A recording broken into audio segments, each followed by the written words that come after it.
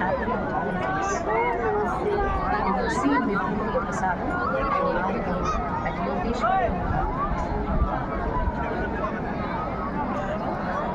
ಇಂದು ರಾತ್ರಿ 9:15ಕ್ಕೆ ಯೋಗೇಶ್ವರ ಲಿಂಗಕ್ಕೆ ಶಯನ ಆರತಿಯನ್ನು ನಡೆಸಲಾಗುತ್ತಿದೆ.